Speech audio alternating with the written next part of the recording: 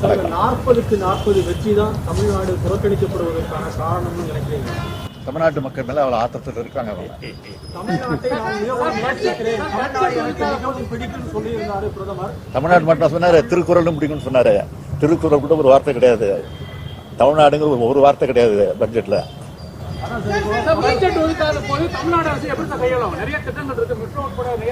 இது வரைக்கும் எப்படி கையாண்டுட்டு இருக்கோம், அப்படி கையாளுவாங்க. ஒன்றிய பட்ஜெட்ல அறிவிக்கல.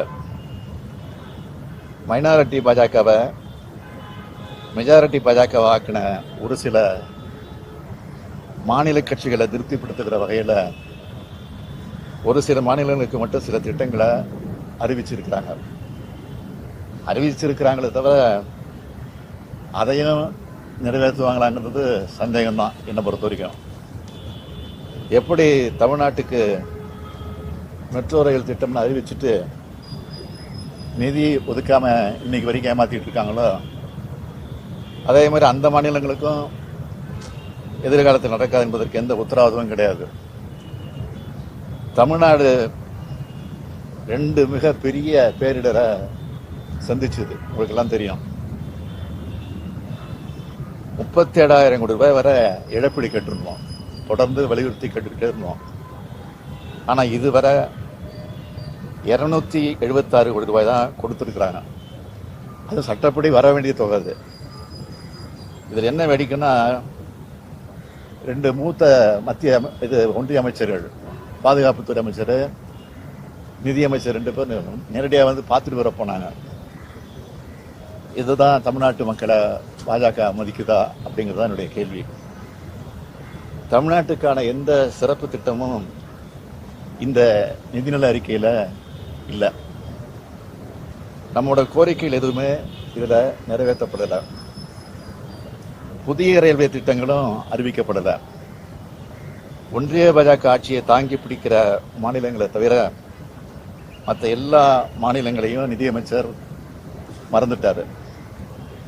தமிழ்நாடு என்ற சொல்ல நிதிநிலை அறிக்கையில் இல்லை, பட்ஜெட்ல இல்லைன்னு சொல்றதை விட ஒன்றிய பாஜக ஆட்சியாளரோட சிந்தனை அலையும் செயல் அலையும் தமிழ்நாடு இல்லை.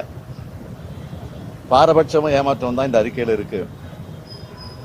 ஒரு நாட்டோட நிதிநிலை அறிக்கை என்பது அந்த நாட்டில் இருக்கக்கூடிய எல்லா மாநிலங்களையும் உள்ளடக்கினதாக இருக்கணும். அந்த வகையில் இந்த நிதி ஒதுக்கீட்டில் நீதி இல்லை, அநீதி தான் அதிகமாக இருக்கு. அரசியல் வந்து தேர்தல் களத்தில் பார்த்துக்கலாம், இப்போ எல்லாரும் இணைஞ்சு நாட்டுக்காக பணியாற்றணும் அப்படின்னு பிரதமர் நேற்று தான் சொல்லியிருக்காரு. எல்லா பத்திரிகையிலும் வந்திருக்கு. ஆனால் நேற்று அவர் சொன்னதுக்கு எதிராக இன்னைக்கு அவருடைய அரசினுடைய நிதிநிலை அறிக்கை அமைஞ்சிருக்கு. வாக்களிச்சவங்களுக்கு மட்டும் இல்லை, வாக்களிக்காதவங்களுக்கும் நன்மைகளை செய்கிறது தான் ஒரு சிறந்த அரசுன்னு நான் தொடர்ந்து சொல்லிட்டு இருக்கேன். அப்படித்தான் தமிழ்நாடோட அரசோட செயல்பாடுகள்லாம் இருக்கு. இதை பார்த்தாவது ஒன்றிய அரசு தன்னோட போக்கை மாத்திக்கணும்னு கேட்டுக்கிறேன். வருகிற 27ஆம் தேதி பிரதமருடைய தலைமையில் நிதி ஆயோக் கூட்டம் நடக்கிறதா அறிவிக்கப்பட்டிருக்கு. அதில் நானும் பங்கேற்க திட்டமிட்டு இருந்தேன், அதுக்காக தயாராகிட்டு இருந்தேன். ஆனால் நிதிநிலை அறிக்கையில் தமிழ்நாடு ஒட்டுமொத்தமாக புறக்கணிக்கப்பட்டிருக்கிறதை கண்டிக்கிற வகையில் அந்த கூட்டத்தில் பங்கேற்க வேண்டாம்னு நான் முடிவெடுத்திருக்கிறேன். அதை புறக்கணிக்க போகிறேன். எப்படி தமிழ்நாட்டை புறக்கணிக்கிற ஒன்றிய அரசோட கூட்டத்தை ஒட்டுமொத்தமாக புறக்கணிக்கிறது தான் சரியானது அது அப்படின்னு நான் நினைக்கிறேன்.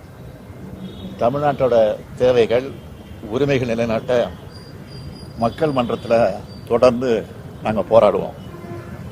நாளைய தினம் நம்முடைய எம்பிக்கள்லாம் டெல்லியில் போராட்டம் நடத்த போகிறாங்க அப்படின்னு செய்தி வந்திருக்கு. அதுக்கு நாங்கள் அனுமதியும் கொடுத்துருக்கோம்.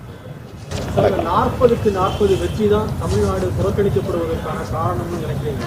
தமிழ்நாட்டு மக்கள் மேல அவ்வளவு ஆத்திரத்தில் இருக்காங்க அவங்க.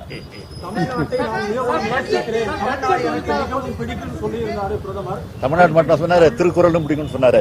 திருக்குறள் கூட ஒரு வார்த்தை கிடையாது. தமிழ்நாடுங்கிற ஒரு வார்த்தை கிடையாது பட்ஜெட்ல.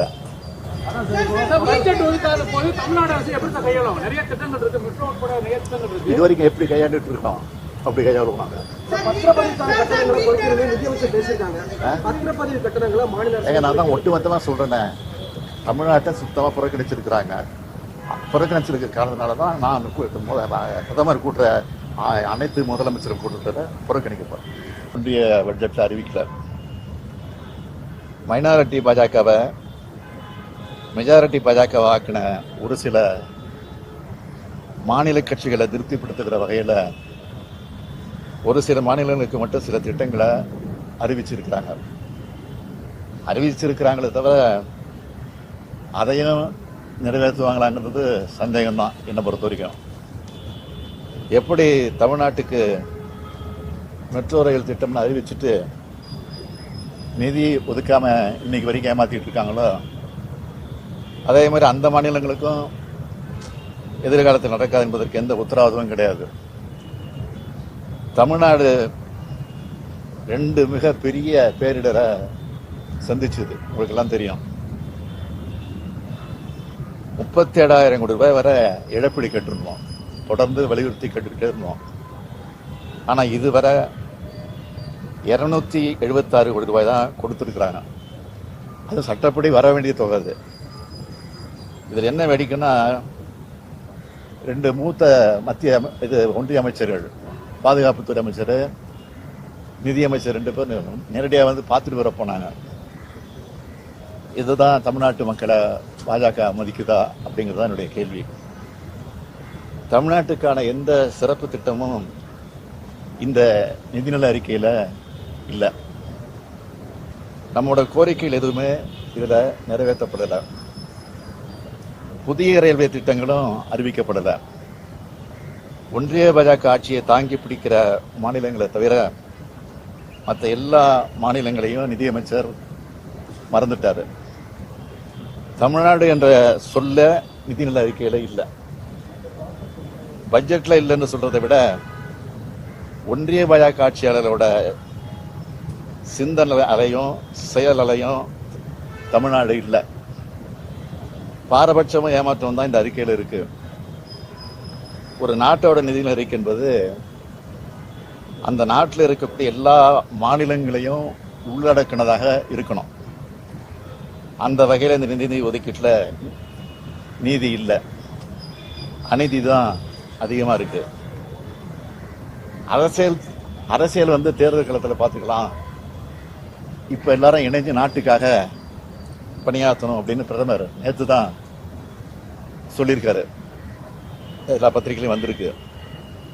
ஆனால் நேற்று அவர் சொன்னதுக்கு எதிராக இன்னைக்கு அவருடைய அரசினுடைய நிதிநிலை அறிக்கை அமைஞ்சிருக்கு. வாக்களிச்சவங்களுக்கு மட்டும் இல்லை, வாக்களிக்காதவங்களுக்கும் நன்மைகளை செய்கிறது தான் ஒரு சிறந்த அரசுன்னு நான் தொடர்ந்து சொல்லிட்டு இருக்கேன். அப்படித்தான் தமிழ்நாடோட அரசோட செயல்பாடுகள்லாம் இருக்கு. இதை பார்த்தாவது ஒன்றிய அரசு தன்னோட போக்கை மாத்திக்கணும்னு கேட்டுக்கிட்டேன். வருகிற 27ஆம் தேதி பிரதமருடைய தலைமையில் நிதி ஆயோக் கூட்டம் நடக்கிறதா அறிவிக்கப்பட்டிருக்கு. அதில் நானும் பங்கேற்க திட்டமிட்டு இருந்தேன், அதுக்காக தயாராகிட்டு இருந்தேன். ஆனால் நிதிநிலை அறிக்கையில் தமிழ்நாடு ஒட்டுமொத்தமாக புறக்கணிக்கப்பட்டிருக்கிறதை கண்டிக்கிற வகையில் அந்த கூட்டத்தில் பங்கேற்க வேண்டாம்னு நான் முடிவெடுத்திருக்கிறேன். அதை புறக்கணிக்க போகிறேன். எப்படி தமிழ்நாட்டை புறக்கணிக்கிற ஒன்றிய அரசோட கூட்டத்தை ஒட்டுமொத்தமாக புறக்கணிக்கிறது தான் சரியானது அது அப்படின்னு நான் நினைக்கிறேன்.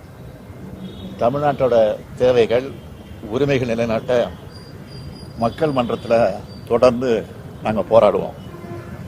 நாளைய தினம் நம்முடைய எம்பிக்கள்லாம் டெல்லியில் போராட்டம் நடத்த போகிறாங்க அப்படின்னு செய்தி வந்திருக்கு.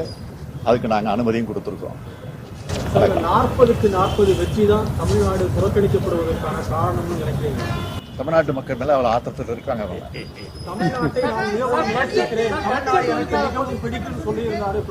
தமிழ்நாடு மட்டும் சொன்னாரு, திருக்குறளும் பிடிக்கும்னு சொன்னாரு. திருக்குறள் கூட ஒரு வார்த்தை கிடையாது. தமிழ்நாடுங்கிற ஒரு வார்த்தை கிடையாது பட்ஜெட்ல.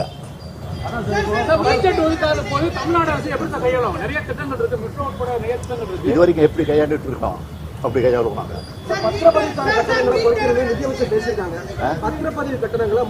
நான் தான் ஒட்டுமொத்தமா சொல்றேனே, தமிழ்நாட்டை சுத்தமா புறக்கணிச்சிருக்கிறாங்க. புறக்கணிச்சிருக்கிற காரணத்தினாலதான் நான் பிரதமர் கூட்டுற அனைத்து முதலமைச்சர் கூட்டத்தை புறக்கணிக்கப்படும்.